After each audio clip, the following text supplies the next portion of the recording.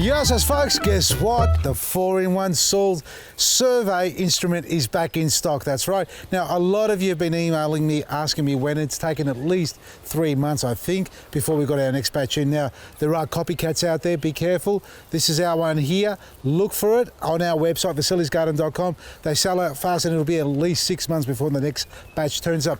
So, how does it work? For those who've never seen it, well, it has an on button. You press that on and you have 4 functions. Now the first one, what we're looking at here, is the sun factor. Now the sun factor here basically tells you if it's sunny enough, not enough, too dark or too bright. So now we're on low because I've just covered the sensor. I'll let go, it'll jump back to normal. So we've got normal sun at the moment because it's overcast. This is our pH reader. Now we're going to test the pH of our soil, and it's so vital that you do pH testing. It's not too late to adjust the pH in your soil, especially in a veggie garden. We're going to go out there in a second. This is a kumquat tree. It's getting weather blown, and also, second topic, side topic, suckers again. This is the rootstock. Have a look at that. That's the graft. That's where they're growing. If you don't take them off, the energy goes onto these and the top half suffers. So remove all those while we're here at the same time. Let's push this into the soil and wait for it to drop. So we're at 8.5 at the moment, which is very alkaline. Now down to 7. Look, it's gone down to 7 now. So it's slowly getting the final reading that we need to see in the soil. Citrus trees like to be slightly acidic. They could sit around 5, 5.5, 6, 6.5. They're comfortable. If you go to 7 as it is now, you need to have lots of organic matter. I reckon this will keep dropping down. Because we haven't hydrated it, it's going to take a little bit. Oh, look at that, just as we speak, 6.5. What you need to do is leave it in the garden or in the pot, as I've just done now, for a few minutes so it can adjust its reading. Now, there are other types of soil meters, pH meters that is. You've got ones that are standalone pH meters. You've also got the liquid and powder form you can do. I found this one out of the lot so far to be the most effective one. You'll get multiple different readings, and it depends on the depth of the soil, because you've got a 200 mil probe or thereabouts, and this is where the reading's done at the bottom there. Can I just say, for a lot of you, and I've done this before, who've taken it home, tried it and said it doesn't work, we've asked you to send a little video in, and I don't want to embarrass you, but you've all left the cap on, so it can't read anything, nor the moisture as well. So when you stick it in a glass of water, it comes up as dry. It's because the cap's on. So remember to take the cap off the end before you start using it. So when you do tests in your garden bed, it's important to do various areas, like locations around the plant. If it's a large garden bed, in the pot, you'll get a general reading between 1 or 2 readings. Test, that is. Now you need to adjust. So why do we test it? Because sometimes our soil could be too alkaline, which means the plants won't like it. They'll go a little bit yellow, start dropping their leaves or dropping their flowers as well. So if you know what type of plant you have, if it's a citrus tree, gardenias, or any plant that's acidic loving, you need to have an acidic based soil there, or very rich in organic matter and full of life and organisms, so the tree can feed off that and break it down and make it a food or vitamins or nutrients that it can draw up. So when you do a test, you'll know if it sits around 8, that's way too alkaline. So how does a pH test work?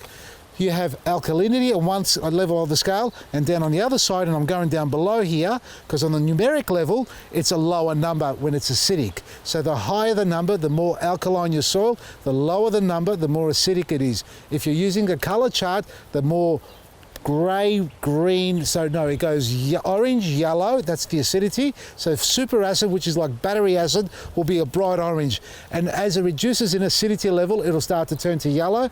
And as you still reduce, continuously, it goes to the greens, then greys. And then we start turning into the pale purples and dark purples when it becomes super alkaline. Your grey area is always your fence line sitter, so that's your neutral base area, slightly green towards the grey. So if you're doing a colour chart comparison, that's what you look for. And the grey area is pretty much where 99.9% of your plants will grow, so around the 5.5, 6 points to 7, 7.5. That's the neutral. So that is an alkaline, that was neutral, we're still sitting at 7 there. So back to the 4-in-1 soil survey instrument. It's a tongue twister. It's got a functional switch at the back. That's the switch where you can switch from testing the light and the pH level going into a moisture and temperature level. So at the bottom here, we've got a moisture level. You can see it says dry, and at the top it's saying it's 26 degrees. You got to be kidding me. Look at me, I'm rugged up. Is it 26 degrees? We're going to test that out in a minute. Well, if I hold it down here, it actually went up to 27. So what we're going to do is go to the veggie garden, test the pH, the moisture, the light, and the temperature. Let's go. We're in the veggie garden, folks. We're in the middle bed here that I just finished planting a few days ago. So what we're going to test are a couple of tomato plants. We've got some in pots, some planted in one area and some in another area. Now, my beds have been prepared with compost, manure, charcoal, black grit, straw, bark, and all those wonderful organic stuff, and worm casting. So in saying that, we've got lots of organic matter, lots of life in our soil, and that is vital. It doesn't matter what you put in your garden. Well, it does. You don't want to go synthetic.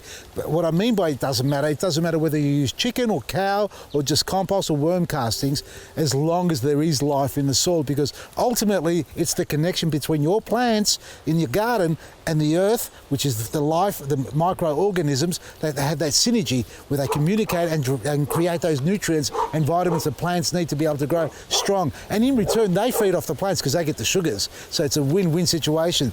So that means our pH should not be acidic. If it is, it means I put too much chicken manure and not enough black grit.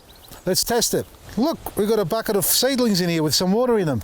So if you haven't finished planting, sit them in some water for a couple of days. It won't hurt them, folks. Liquid gold will be great for them as well. Let's test out the pH and the moisture level. Well, guess what? It's wet and the moisture temperature is at 20. Let's see what pH reading we get. Flick it over. pH, what's that mean? High. 9, high alkaline.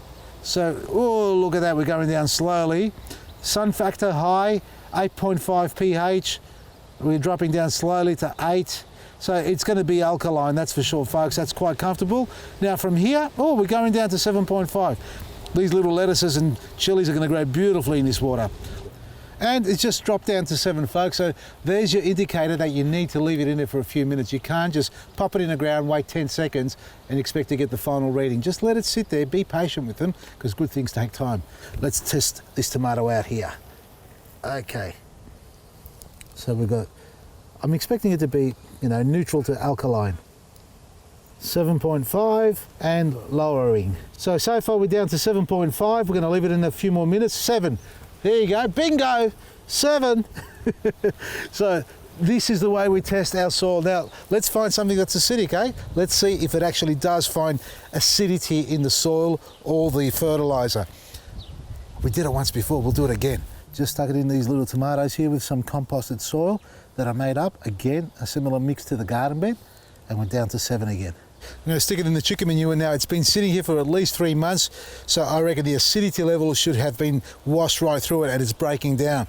So let's pop it in and let's see what it reads. It was sitting quite alkaline, so this is starting to break down. It's telling me it has, or is decomposing beautifully because the microbes are breaking it down. Look at that. That's my chicken manure. Now it is deeper there, and I dare say it'll be quite moist, but it isn't going down to be acidic.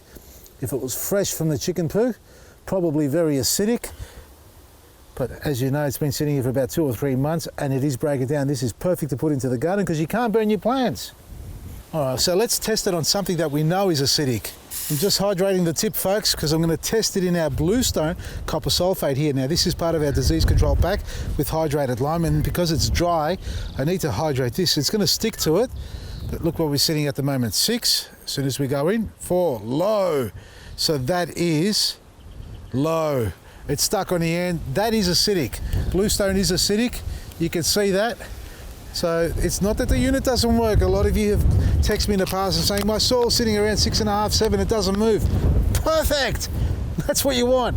So you're doing the right thing. If your soil's too acidic, you need to get the black grit in there.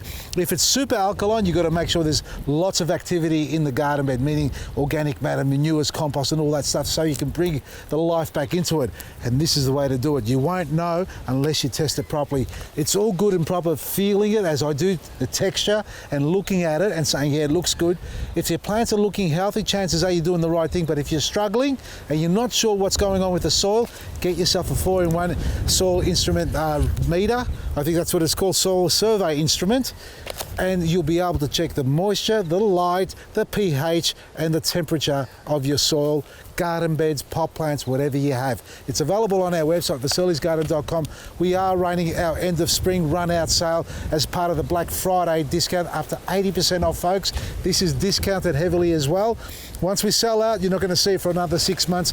This quality. There are different products out there, similar looking, but not as good. Check it out at Vasili'sGarden.com, and the coupon code is, if I don't get blown away, is 3AW, up to 80% off everything. And don't forget to subscribe to the magazine. You got till the end of the month to subscribe to get your first edition sent out to you, and you'll be on wholesale rights as a VIP member every day of the year. But for now, check out our website, Vasili'sGarden.com, and don't forget, if you're watching this segment as it's just been uploaded, tune over to 3AW Radio with me and Darren James. It's weekend gardening. That's why the coupon code word is 3AW. Up to 80% off. Vasili's Garden. Maresi.